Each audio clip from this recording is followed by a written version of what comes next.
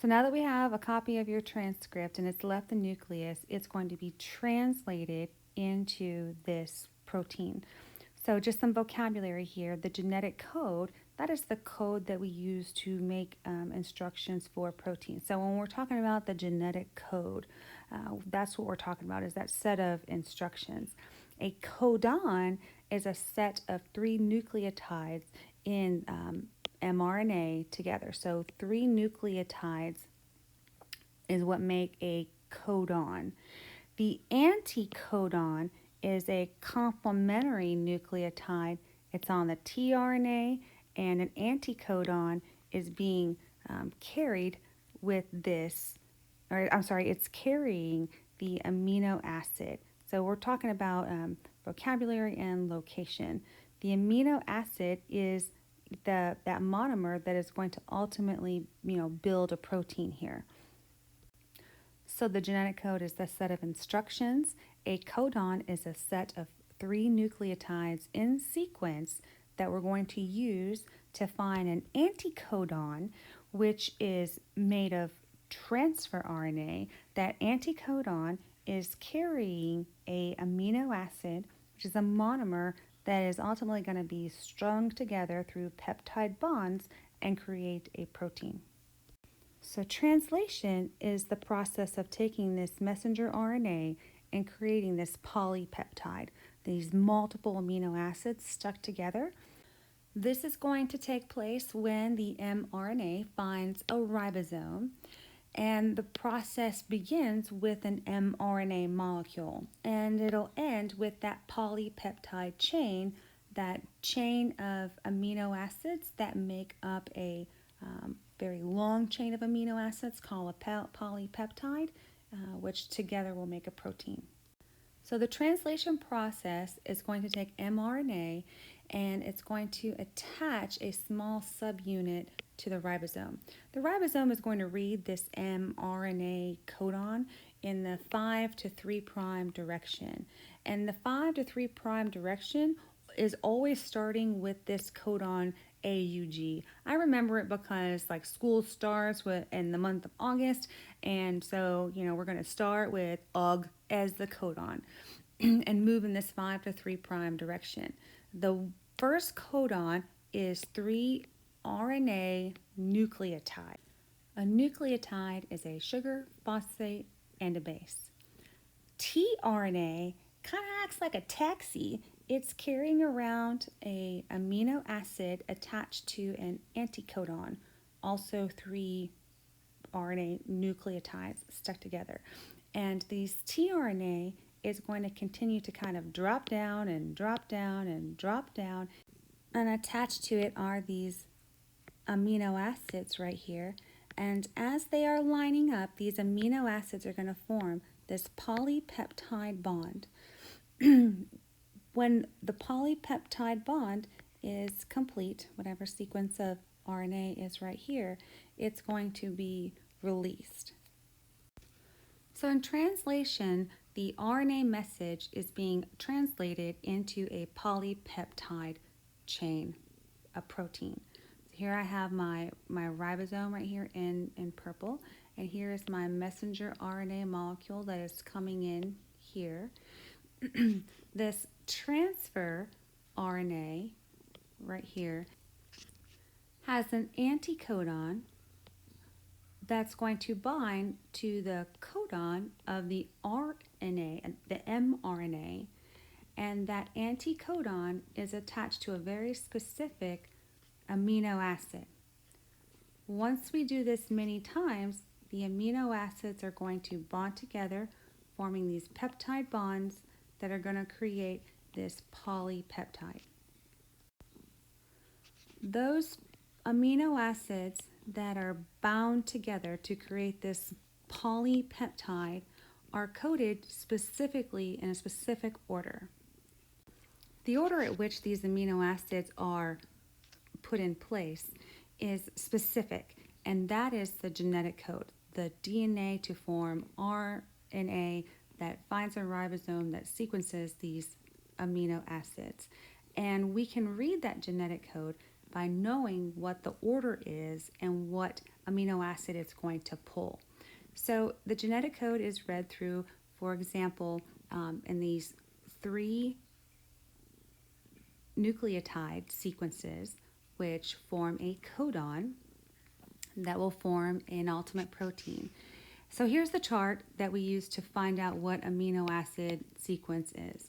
You're going to read it from the first letter, which is in the large circle right here, and then the second letter, and then the third letter. And this is how we find out what amino acid sequences. There's 20 amino acids that code in human genetics. So for example, if I had a codon that was CCA, I'm going to start here first with C, my first cytosine. The second part of the codon is another cytosine, which is right here. And the third part is going to be A. And I can see that my A right here. So CCC codes for proline. Remember how I said that OG is the first, that's what starts the sequencing here. So you can see that there's a stop and there is a start. And the code for that amino acid is pretty specific. So I have A, U, and then G. So there's only one sequence that codes for this particular amino acid.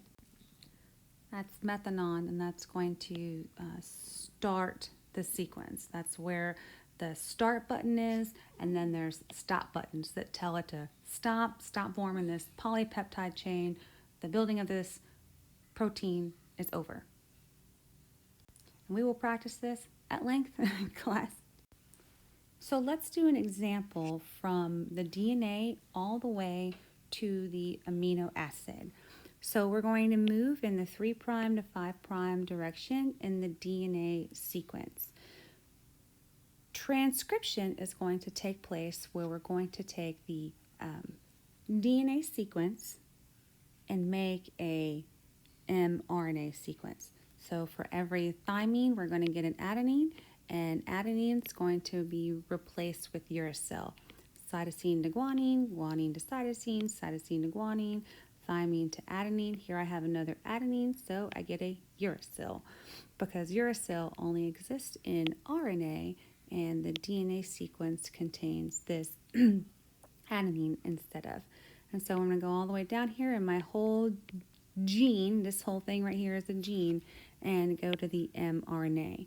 This mRNA strand is going to find a ribosome and it's going to be read in codons. Codons are 3 nucleotides together. So here I have transcription and then translation.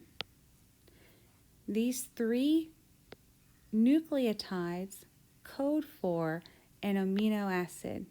So transfer RNA is going to come along and bring with it a amino acid that is specific to that sequence. So my AUG, which is my codon, is going to be in 3 sections and code for that amino acid. And I'm getting this off of the wheel in the previous part here. So the next one, which is my CGA codon, I'm going to look that one up, and that codes for arginine. And then my next codon is going to code for this one, and then my next one, and then these guys right here, these amino acids are forming these peptide bonds, creating this polypeptide. UAA is going to code for stop. That tells the tRNA that it can no longer come. It is stopping the making of this particular protein. The anticodons, which are on the tRNA, are going to be the opposite of these codons. So in order to match up with these codons, AUG, for example, it would have had to have been the opposite, UAC. So UAC is the tRNA that is carrying methionine, which starts the sequence of amino acids that create this protein that will end here. So let's just look at an overall summary of this entire process. So the purpose of DNA replication is to make identical strands, right? And then in transcription, when you go to get your transcript, you're going to transcribe the DNA into mRNA. And then the ribosomes are going to translate mRNA ultimately into a protein. The building blocks that are used here are nucleotides, adenine, thymine, cytosine, and guanine in the DNA.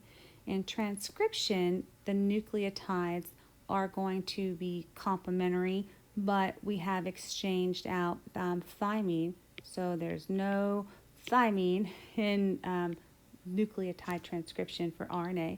So I have adenine, uracil, cytosine, and guanine.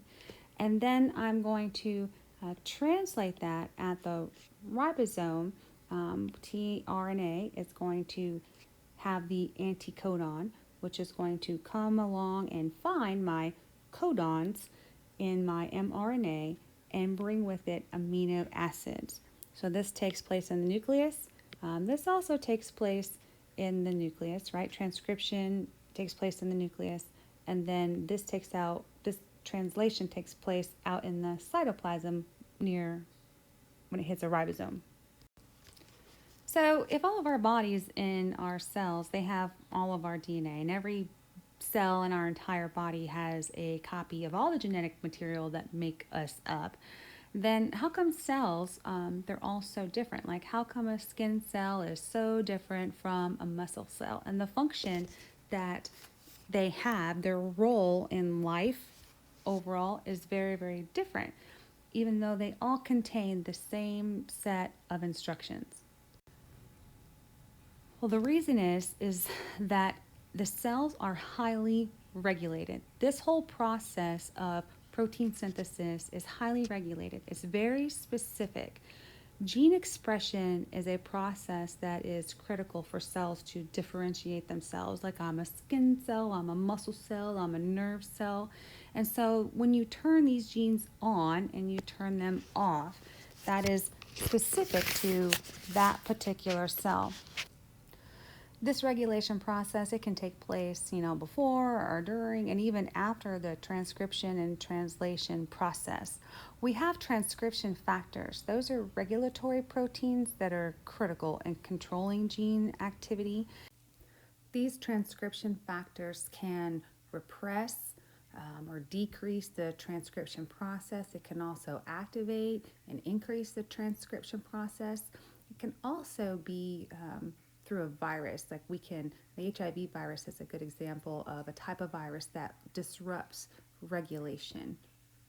So to study how these regulations are different per human, epigenetics is the study of the change in gene expression that is involved in heredity.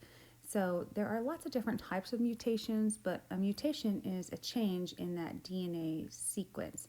Epigenetics do not affect the actual sequence of the DNA. They just affect how that DNA sequence gets expressed or coded.